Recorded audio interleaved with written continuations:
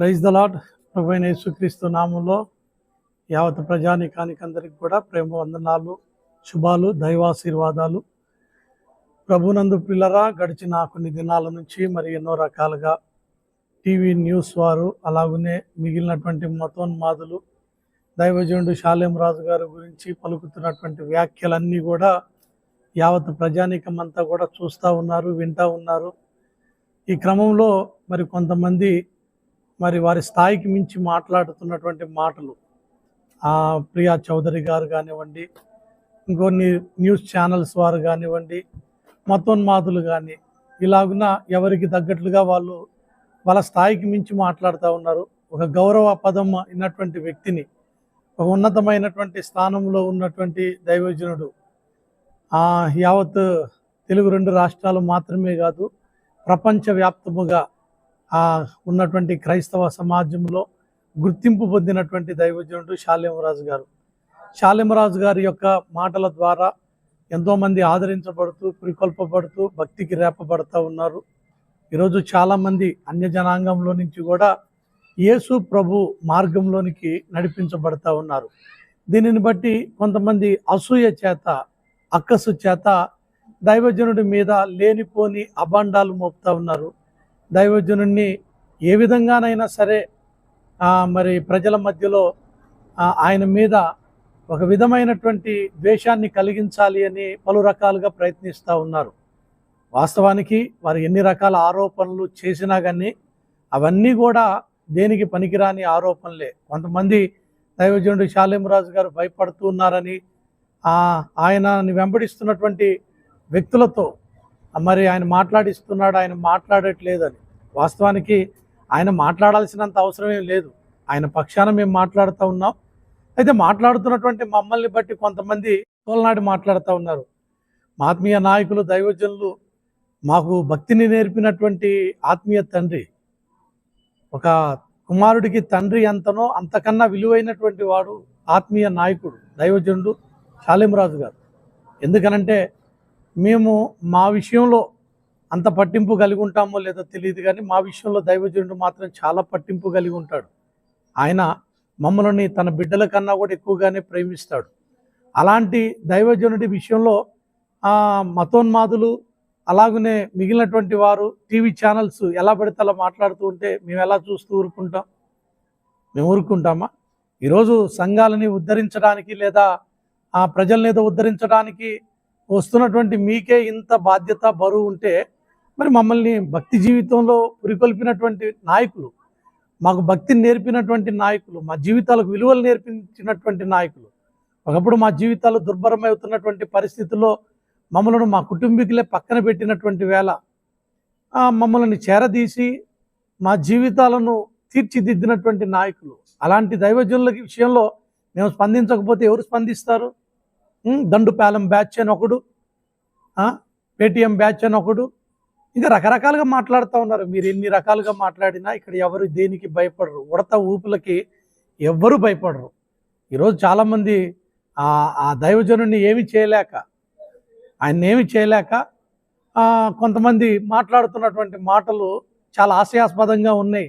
లేనిపోని అన్నీ కూడా ట్రోల్ చేస్తూ ఉన్నారు. ఈ టీవీ ఛానల్స్ వారైతే మరీ దారుణం.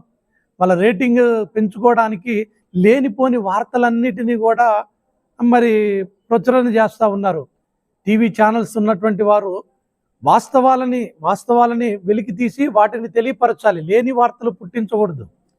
ఈరోజు లేని వార్తలు పుట్టిస్తూ ఉన్నారు. ఆర్టీవీ కానీ, రాజ్ న్యూస్ ఛానల్స్ కానీ, ఇంకా మిగిలినటువంటి ఛానల్స్, డైల్ ఛానల్స్ కానీ లేని వార్తలని, ఫేక్ వార్తలని పుట్టిస్తూ ఉన్నారు. యావత్ ప్రజానీకమంతా కూడా చూస్తూ ఉన్నారు. వాళ్ళు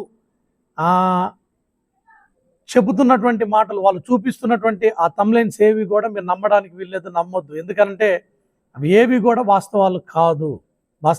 అవన్నీ అవాస్తవాలే. అవాస్తవాలని వాస్తవాలుగా చిత్రీకరించి ఈ టీవీ న్యూస్ ఛానల్స్ వారిని వెంబడిస్తున్నటువంటి వ్యూవర్స్ని వారు మోసం చేస్తూ ఉన్నారు. దారుణంగా మోసం చేస్తూ ఉన్నారు. లేనిపోనివన్నీ కూడా కల్పించి చెప్తా ఉన్నారు. జాగ్రత్త, మీరు ప్రతిదానికి లెక్క చెప్పాల్సి వచ్చింది.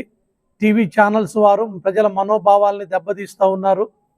అంత మాత్రమే కాదు, విలువల్ని కోల్పోతున్నారు. విలువల్ని కోల్పోతున్నారు.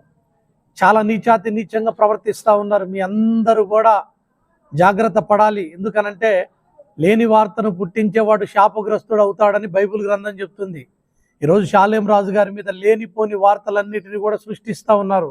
షాలేం రాజు గారు ఎక్కడికో పారిపోయారని, గాలింపు చర్యలు చేపట్టారు అని, కొంతమంది అయితే షాలేం రాజు గారిని అరెస్ట్ చేశారు అని, ఇక రకరకాలుగా న్యాయస్థానానికి తెలియదా, అధికారులకు తెలియదా ఏది వాస్తవమో ఏది అవాస్తవమో? అవాస్తవాన్ని వాస్తవంగా చిత్రీకరించాలని ప్రయత్నిస్తూ ఉన్నారు. దేవుడు ఆయనకి తోడై ఉన్నాడు. దేవుడు తోడై ఉన్నటువంటి వ్యక్తిని కదిలించడానికి ప్రయత్నిస్తే, ఆయన మీద బురద చల్లడానికి ప్రయత్నిస్తే, ఆయనకు కీడు చేయాలని ప్రయత్నిస్తే, నేను చెప్తున్నాను, ప్రమాదంలో పడతారు. ఎందుకంటే ఆయన ఏం చేయడు. ఇప్పటి వరకు కూడా ఆయన ఒక్క మాట కూడా మాట్లాడలేదు. ఆయన ఏమీ మాట్లాడు. ఆయన పక్షాన ప్రజలు మాట్లాడతారు, ఆయన పక్షాన దేవుడు మాట్లాడతాడు. దేవుడు కదిలేంత వరకు ఆయన మౌనంగానే ఉంటాడు. మౌనమే ఆయుధం. ఒకవేళ షాలేం రాజు గారి యొక్క మౌనాన్ని మీరు పిరికితనంగా లెక్కేసుకుంటున్నారేమో, జాగ్రత్త సుమా. ఆయన మీరు అనుకుంటున్నటువంటి రీతిగా పిరికివాడు కాదు. సాహసముతో దేవుని సేవలో కడుగుపెట్టాడు. ఎంతోమంది మతోన్మాదపు శక్తులతో ఆయన పోరాడుతూనే ఉన్నాడు. ఈరోజు దేవుని కృప ద్వారా క్రీస్తు యేసునందు దైవజనుడికి దేవుడు జయాన్ని ఇచ్చాడు. ఆయన పక్షాన దేవుడుండి ఆయన్ని నడిపిస్తూ ఉన్నాడు. కాబట్టి టీవీ ఛానల్స్ వారు కానీ, మతోన్మాదులు కానీ, ఇంకా మిగిలినటువంటి సంఘ సంస్కర్తలుగా కొంతమంది మాట్లాడుతూ ఉన్నారు కదా. మీరు ఎవరు ఎన్ని రకాలుగా మాట్లాడినా దైవజనుడిని ఏమీ చేయలేరు మీరు. కాబట్టి జాగ్రత్త పడండి, జాగ్రత్తగా మాట్లాడండి. ఎలా పడితే అలా మాట్లాడితే ప్రజలు ఊరుకుంటారనుకుంటున్నారేమో. ఇప్పటికే ప్రజల మధ్యలో మీకు ఎంత అవమానం ఎదురొస్తుందో, ప్రజలు ఏ విధంగా మిమ్మల్ని ఎదుర్కొంటున్నారో ఈరోజు చాలామంది సోషల్ మీడియా ద్వారా చూస్తూ ఉన్నారు. అటు స్త్రీలు ఇటు పురుషులు. దైవజనుల్లో ఏ విధమైనటువంటి లోపం లేదు. ఆయన మాట్లాడినటువంటి మాట ఎక్కడ ఎవరి మనోభావాల్ని దెబ్బతీయలేదు. కొంతమంది స్వలాభం కొరకు, కొంతమంది పేరు కొరకు రకరకాలుగా ప్రయాసపడతా ఉన్నారు. జాగ్రత్త సుమా. మీరందరూ కూడా చేస్తున్నటువంటి దుష్కార్యాలు దేవుడు చూస్తూ ఉన్నాడు. తగిన సమయంలో మీకు దేవుడు తీర్పు తీరుస్తాడు. అప్పటి వరకు కూడా మేము మౌనంగానే ఉంటాం, ప్రార్థన చేస్తాం. ఆ దైవజనుడి పక్షాన మేము మాట్లాడుతున్నామని కొంతమంది హేళనకరంగా మాట్లాడుతున్నారు. మీరు ఎన్ని రకాలుగా హేళనకరమైన మాటలు మాట్లాడినా ఇక్కడ ఎవ్వరు దేనికి భయపడరు. ఎన్ని రకాల బెదిరింపులు వచ్చినా కానీ భయపడరు. కొంతమంది ఫోన్లు చేసి మతోన్మాదపు తొత్తులు కొంతమంది ఫోన్లు చేసి రకరకాలుగా బెదిరింపు మాటలు మాట్లాడుతూ ఉన్నారు. ఎవరు దేనికి భయపడరు. క్రీస్తు సేవ చేయడానికి వచ్చినటువంటి మేము ఎప్పుడో చనిపోయాం లోకంలో. ఇక నువ్వు జీవించుతున్నది మేము కాదు, మాలో క్రీస్తే ఈ మతోన్మాదులతో పోరాడేటట్లుగా మమ్మల్ని పురికొల్పుతూ ఉన్నాడు. ఆయన ఆత్మ మమ్మల్ని బలవంతం చేయుచున్నది. అన్యాయంలో, అక్రమంలో ఎంతోమంది జీవిస్తూ ఉన్నారు. అంత మాత్రమే కాదు, చీకటి జీవితాలు జీవిస్తున్న వారిని వెలిగించడానికి దేవుని సేవలోకి మేము వచ్చాం. దేవుడి కృప ద్వారా, క్రైస్తవ సమాజం ద్వారా దేవుడు ఎన్నో కార్యాలు జరిగిస్తూ ఉన్నాడు. జాగ్రత్త సుమ. ప్రజలందరూ కూడా ఈ మాటల్ని గమనించాలి, వినాలి. మీడియా ద్వారా వస్తున్నటువంటి ప్రచారాలు ఏవి కూడా నమ్మడానికి వీల్లేదు, నమ్మొద్దు. అవన్నీ దుష్ప్రచారాలే, అవన్నీ ఫేక్ న్యూస్. ఈ మీడియా ద్వారా అందిస్తున్నవన్నీ ఫేక్ న్యూసే. ఏది నమ్మడానికి వీల్లేదు. దైవజనుడి కొరకై ప్రార్థన చేయండి.